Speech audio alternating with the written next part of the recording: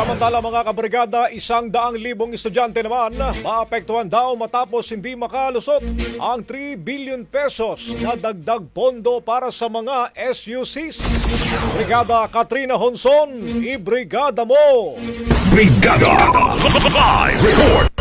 Tinatayang nasa 100,000 estudyante ang maapektuhan matapos hindi makalusot sa final version ng 2025 budget ang 3 bilyong dagdag pondo para sa state universities and colleges sa bansa. Sa panayam ng Brigada News FM Manila kay Senate Committee on Basic Education Chairperson Senator Win Gatchalian, sinabi nitong kahit na qualified silang ma-admit sa mga public colleges para sa libreng matrikula, di naman sila basta-basta ma-admit dahil sa kakulangan sa pondo. May epekto yan.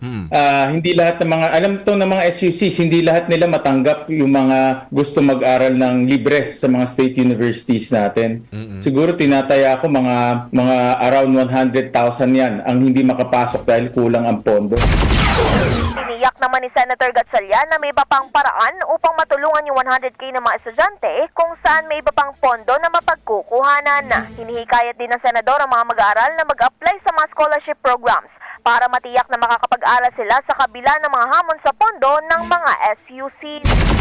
Oo, gagawa natin ng paraan dahil meron naman ibang pondong pwedeng pagkuhaan. For example, yung tinatawag nating yung tertiary education subsidy, ito yung parang parang scholarship na binibigay sa mga poorest of the poor. So, dito natin susubukan ipasok ito mga 100,000 hindi makakapasok ng diretso.